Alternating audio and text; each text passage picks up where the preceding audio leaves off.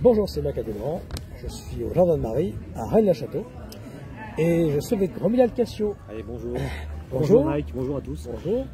Donc un monsieur qui a collaboré avec Atlantis. Oui, il y a quelques années, effectivement, voilà, dans les années 2000, sur plusieurs articles pour la revue Atlantis, en effet. Voilà. Alors alias aussi, Ronan Debar, et Arfaïs dernièrement avec le Code Arsène Lupin. Voilà. Le Code Arsène Lupin avec une postface de Gino Sandré, oui, bien connu de notre voilà, donc Maurice Leblanc. Eh oui, Maurice Leblanc, Le Savoir Perdu, cet ouvrage un peu collectif. Raconte-nous un petit peu rapidement la recherche de cette œuvre et puis cette passion pour Arsène Lupin. Alors la passion pour Arsène Lupin elle remonte à très longtemps. Voilà, c'est la prime jeunesse.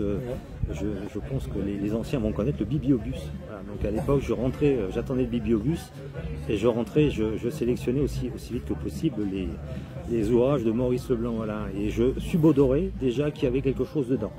Et ça, après, l'inconscient était un peu trop jeune pour arriver à analyser. Et puis il y a eu l'ouvrage de Patrick Ferté qui est arrivé, voilà, il y a 30 ans maintenant, peut-être même un peu plus de 30 ans, et qui a été un phénomène déclencheur.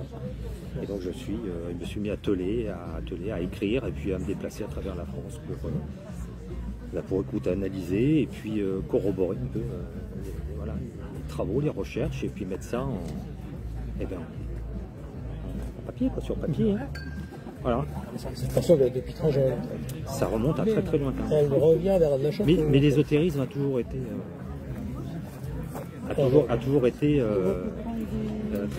très prégnant. Voilà. Alors aussi il y a eu Atlantis, le Héron du Val d'Or, aussi la Résurgence également. Alors c'est en travaux, on va dire. Ouais. Les travaux sont ouverts.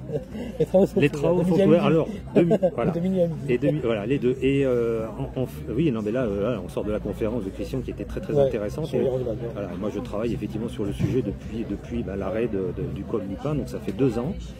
Et je travaille effectivement l'interpénétration de toutes les personnalités possibles et imaginables qui ont pu faire le lien éventuel entre le Héron, Paray-le-Monial et Rennes-le-Château, parce qu'il y a indubitablement un lien. Après, il faut le prouver. Donc là, c'est l'objectif du travail. Alors cette idée justement d'un christianisme primitif, atlantéen, avec justement ce trident, et puis il y a Isis, peux-tu juste dévoiler, enfin pas dévoiler, mais cette symbolique particulière, il y a l'abeille, c'est un peu l'abeille l'architecte. Alors là, ça va répondre, ça va être un écho à François Mitterrand, effectivement. Voilà. Donc, oui, bah, écoute, après c'est vrai que c'est... en fait, c'est une continuité, un peu les religions sont toutes elles se suivent, en fait, elles se complètent, et puis on sait que dans le christianisme, dans le catholicisme, il y a du christianisme, dans le christianisme, il y a du celtisme, et au-delà du celtisme, on a déjà un peu plus de mal à trouver de quoi on parle, mais il y a de fortes chances, effectivement, que ce soit une sagesse atlantéenne, donc primordiale, alors relative à la tradition primordiale. Et après, on peut effectivement rebondir l'abeille, les mérovingiens, voilà. C'est sur les symboles, hein, Ionès. Voilà, c'est Poséidon, Ionès, ouais. Alors après, ça c'est la gnose juanite, voilà, qui est faite pour les initiés, pour ne pas s'en cacher, et qu'on retrouve un peu dans toutes les associations entre guillemets fraternelles, voilà. On ne peut pas beaucoup épiloguer, puisque c'est vrai qu'après on risquerait de faire une longue vidéo. Bien sûr. Il y a Atlantis de l'époque Paul Lecourt, oui, celle de Jacques Darès. Il y a eu celle de... Et actuellement une sorte de renouveau. Alors plus ou moins. Alors moins que plus. Oui. Voilà, donc l'association telle qu'elle existe toujours, la revue n'existe plus. L'association, je crois qu'il y a 2 antennes, il y a une antenne à Lyon, non pas à Lyon, à Paris et à Marseille. Donc il y a des conférences qui sont données. Je pense qu'il doit y avoir encore des documents détenus par l'association parisienne. Mais dans l'esprit, pour moi, voilà, l'association et la revue se sont arrêtées avec Henri Baudard. Voilà, au décès d'Henri Baudard, il n'y avait plus de continuité, quoi. Jacques Darès a un peu bercé peut-être ta jeunesse, surtout cette époque, 69, 70. Alors Jacques Darès, je l'ai eu au téléphone voilà, quelques fois. Alors c'est vrai qu'il voulait plus trop entendre parler d'Atlantis, hein, puisqu'il était rentré dans l'église orthodoxe. Hein. Donc de fait, il avait pris ses distances, mais effectivement, c'est... ouais, en fait c'est ça quoi. Jacques Darès aussi, il a continué l'œuvre de Paul Lecourt. Il a été d'ailleurs en partie élevé par Paul Lecourt, puisque Paul Lecourt, au décès de papa de Jacques Darès, l'a pris avec sa mère sous son aile, et puis voilà, puis il l'a initié à bien des mystères. Hein. Donc Jacques Darès, c'est aussi un personnage important de l'association Atlantis et de la revue. Par conséquent. Est-ce que les Atlantes sont-ils toujours parmi nous? Les Atlantes sont-ils toujours parmi nous? Ça, c'est une bonne question. Alors, je pense que oui, tu vois. Après, j'ai pas de preuve formelle, mais intuitivement, je suis comme Paul Lecourt, j'ai une intuition, et je pense qu'effectivement, les Atlantes sont parmi nous. Voilà, écoute, après, c'est les veilleurs, hein, ce sont ceux qui... voilà. L'apport de Pierre Plantard, dans tout ce...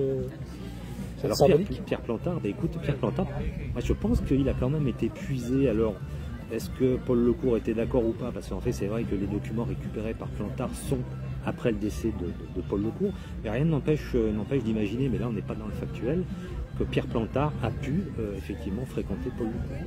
Et c'est ce que dit d'ailleurs l'épouse de Pierre Plantard. Le nom, son nom échappe. Je crois que c'est Esmeline, non, je ne me souviens plus de son épouse, qui disait qu'effectivement Pierre Plantard a connu Paul Lecourt. Donc il est possible effectivement qu'en fait l'association Atlantis, l'association était en fait une façade, et que derrière cette façade, il y a des gens qui travaillaient à quelque chose. Alors tu as travaillé aussi sur Alcor, la pierre, peut-être le dire un petit peu. Alors après ça c'est alors c'est en rapport avec le catharisme. J'avais été effectivement, et puis la comtesse de Cagliostro, effectivement. Alors ça c'est un peu loin parce que c'est vrai que ça remonte à 2018, donc mais oui, effectivement il y avait une corrélation, et puis il y avait un message effectivement par acrostiche dans Alcor, quoi. Donc ça, Alors là tu travailles sur un nouvel ouvrage, Les Émeraldistes. Oui. Alors là, on va développer un petit peu là. Oui, parce que c'est ça en fait, c'est une contraction de émeraude et